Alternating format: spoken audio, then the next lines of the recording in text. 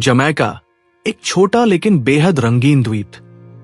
यहाँ हर गली नुक्कड़ पर रगे संगीत की धुनें गूंजती हैं।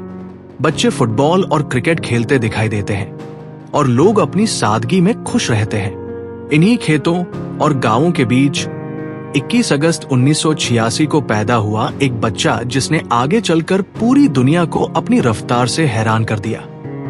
इस बच्चे का नाम था उसेन सेंट लियो बोल्ट। बचपन से ही उसेन अलग था। वो शरारती था लेकिन मासूम भी।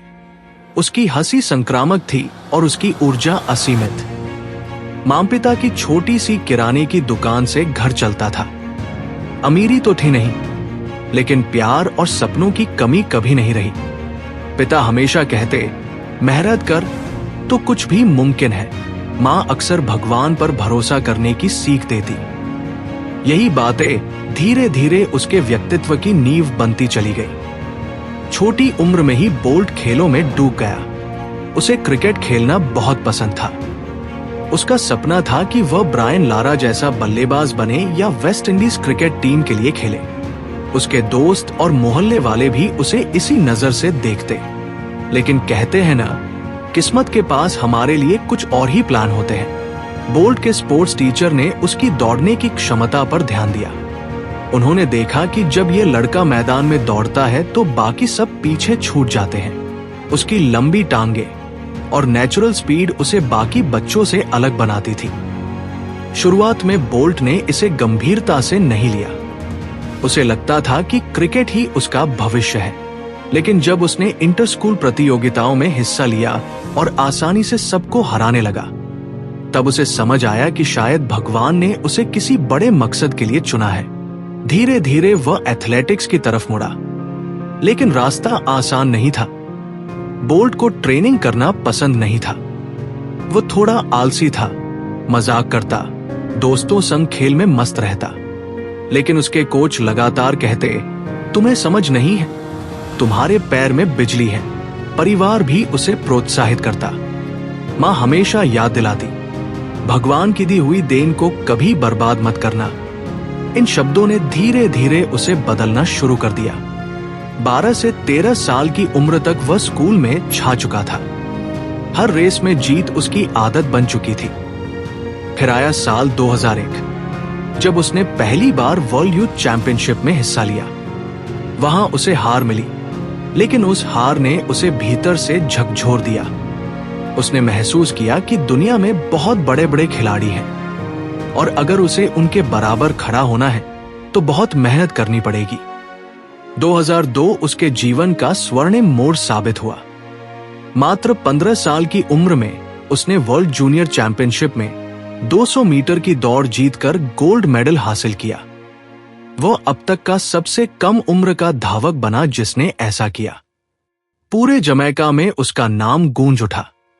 लोग कहने लगे, ये लड़का एक दिन दुनिया का सबसे तेज बनेगा। उसेन खुद को यकीन नहीं हो रहा था। एक छोटे से गांव का लड़का अचानक अंतर्राष्ट्रीय मंच पर छा गया। लेकिन जीत के साथ जिम्मेदारियां भी बढ़ गई। अब लोग उससे उम्मीदें करने लगे।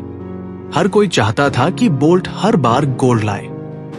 दबाव इतना ज्यादा था कि कई बार वह टूटने लगता। ऊपर से चोटें भी उसका पीछा नहीं छोड़ रही थी। कभी पीठ दर्द, कभी हैमस्ट्रिंग की दिक्कत। कई बार उसने सोचा कि शायद उसका करियर लंबा नहीं चल पाएगा। लेकिन उसके अंदर एक आग थी जिसने उसे हारने नहीं दिया। 2004 में वो पहली बार ओलंपिक में उतरा, एथेंस ओलंपिक। यह उसके जीवन का सबसे बड़ा मंच था। लेकिन किस्मत ने धोखा दे दिया। चोट की वजह से वह पहले ही राउंड में बाहर हो गया। मीडिया ने उसे खूब कोसा। लोग कहने लगे कि यह लड़का उतना बड़ा नहीं जितनी बातें हो रही थी। यह पल बोल्ट के लिए बेहद दर्दनाक था।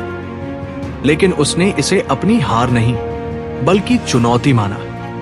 उसने ठान लिया कि वह दुनिया को दिखाएगा कि वह असली चैंपियन है।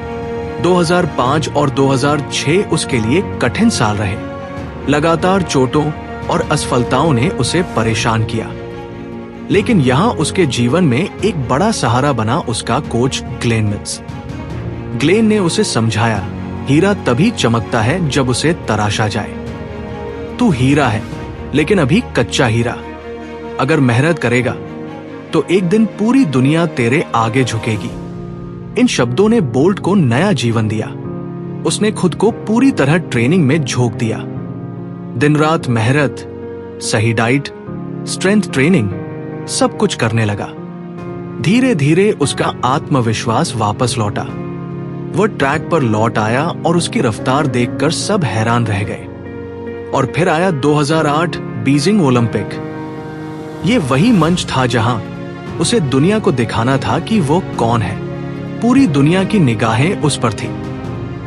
100 मीटर की फाइनल रेस शुरू होने वाली थी। स्टेडियम खचाखच भरा था। सब सांस रोके इंतजार कर रहे थे। स्टार्टिंग गन की आवाज गूंजी और बोल्ट दौड़ पड़ा।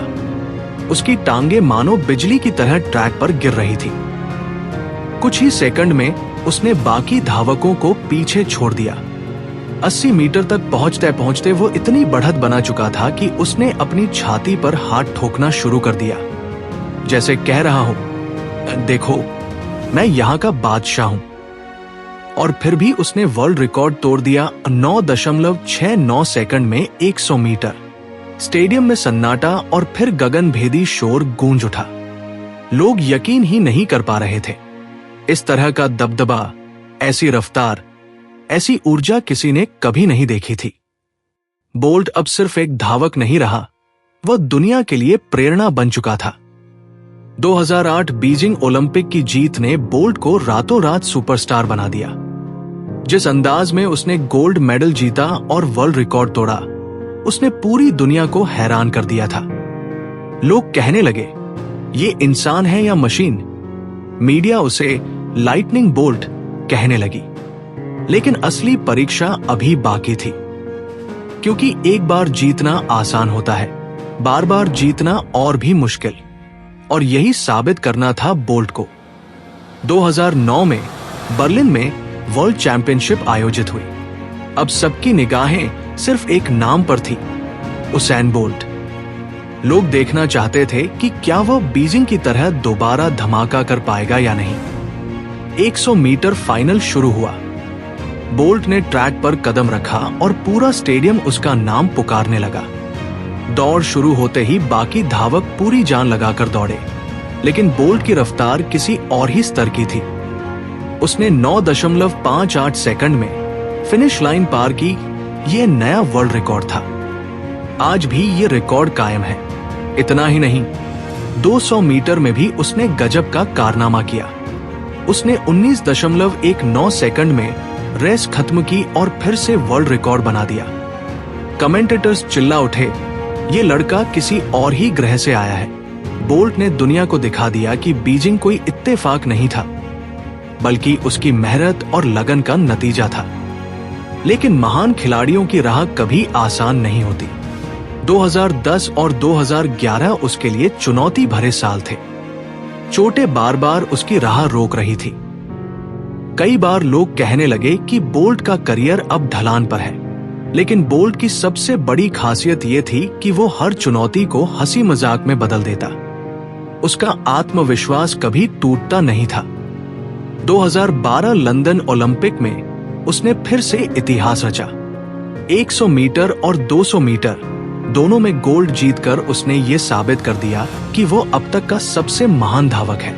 उसके जश्न का अंदाज भी अलग था।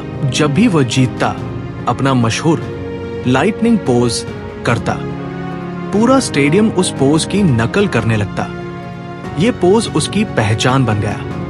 2013 मॉस्को वर्ल्ड चैंपियनशिप में भी उसने दबदबा बनाए रखा। लगातार जीत, लगातार रिकॉर्ड और लगातार मुस्कान, तो यही बोल्ट की पहचान थी। लेकिन 2015 आते आते हालात बदलने लगे। चोटें बढ़ने लगी। शरीर पहले जैसा साथ नहीं दे रहा था, पर बोल्ट का जुनून अब भी उतना ही था। 2016 रियो ओलंपिक में उसने एक बार फिर गोल्ड की हैट्रिक लगाई। 100 मीटर, 200 मीटर और 4x100 मीटर रिले तीनों में जीत हासिल कर उसने खुद को इतिहास में अमर कर दिया। वो पहला धावक बना जिसने लगातार 3 ओलंपिक, बीजिंग, लंदन रियो में गोल्ड मेडल जीता। लेकिन रियो के बाद वक्त ने धीरे धीरे उसे संकेत देना शुरू किया। उसकी गति में हल्की गिरावट आई। नए खिलाड़ी उभर रहे थे। बोल्ट समझ गया था कि अब उसका करियर अंत की ओर है। 2017 लंदन वर्ल्ड चैंपियनशिप उसकी आखिरी बड़ी प्रतियोगिता थी। लेकिन किस्मत ने वहां धोखा दिया। 100 मीटर में वो तीसरे स्थान पर आया और रिले में चोटिल होकर ट्रैक पर गिर पड़ा। ये दृश्य देखकर पूरा स्टेडियम रो पड़ा। हालांकि ये अंत था, लेकिन ये हार नहीं थी। बोल्ट ने ट्रैक छोड़ा, लेकिन दुनिया के दिलों में अपनी जगह हमेशा के लिए बना ली। उसने कहा, मैं जीत के लिए नहीं, खुशी देने के लिए दौड़ा। यही बोल्ट की सबसे बड़ी पहचान थी। रिटायरमेंट के बाद भी बोल्ट सुर्खियों में रहा। उसने फुटबॉल खेलने की कोशिश की, म्यूजिक एल्बम निकाले और युवाओं को प्रेरित करना शुरू किया। उसने बार बार कहा, सपने छोटे बड़े नहीं होते, बस उन्हें सच करने का हौसला चाहिए। आज भी जब कोई दौड़ की बात करता है तो सबसे पहले नाम आता है उसैन बोल्ट। वो सिर्फ धावक नहीं, बल्कि एक भावना है। उसने दुनिया को सिखाया कि मजाक में भी जीत हासिल की जा सकती है, मुस्कुराकर भी इतिहास लिखा जा सकता है।